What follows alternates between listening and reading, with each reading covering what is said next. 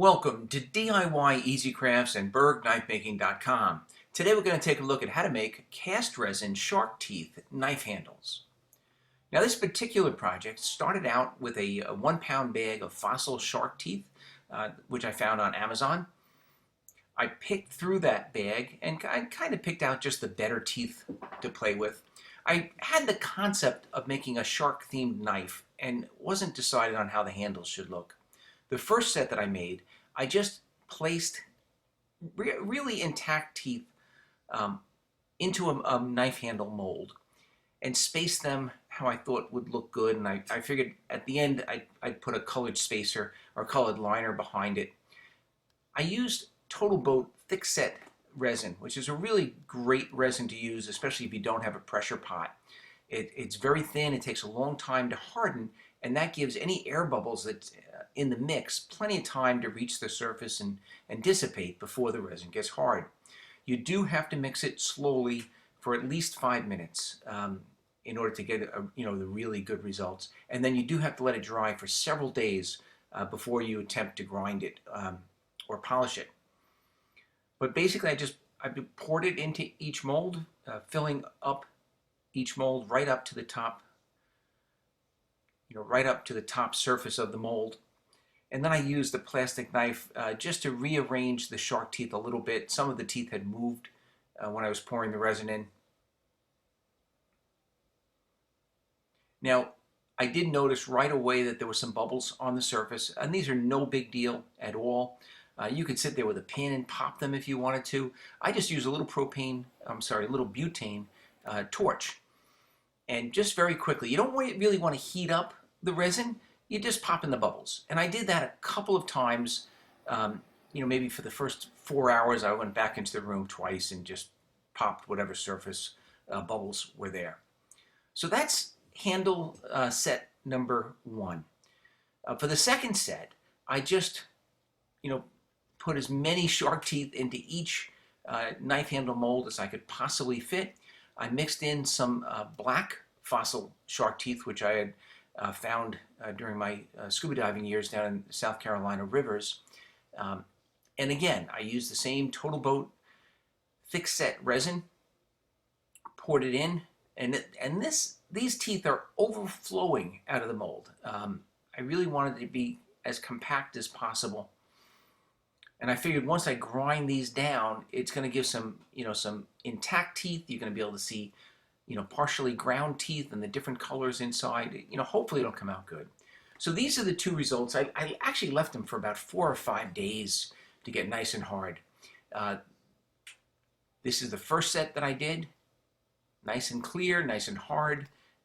They will polish up really nicely, especially if I put a colored liner behind it.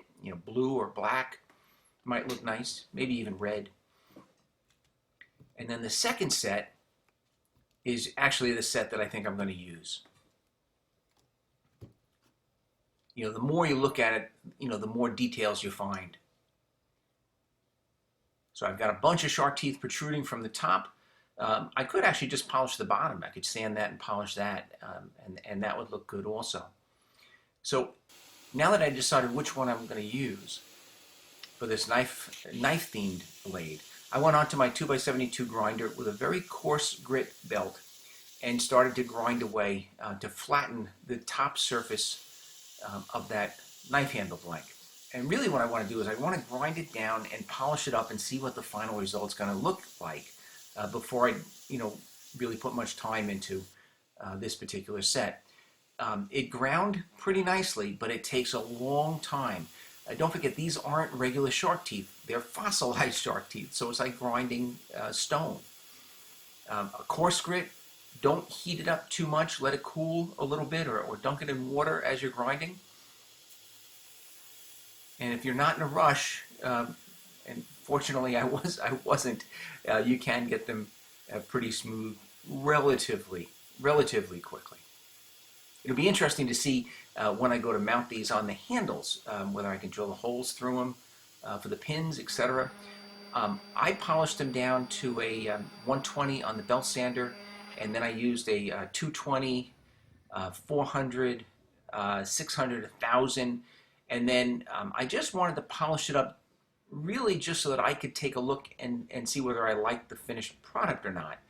So I threw it on the buffing wheel with a little bit of compound. This thick set resin, once it's hard, which 4 to 5, 7 days after pouring it, is really a pleasure to work with. It polishes very easily. So that's the top half of those scales polished.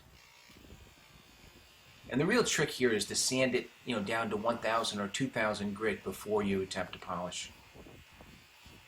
If you do that, then it polishes really quickly. And this is the finished product. And I think that's going to look really cool on this knife that I'm thinking about making. So if you stay tuned for an upcoming video, it might be the next video or the one after that, what I decided to do is take one of my standard stainless steel knife blanks.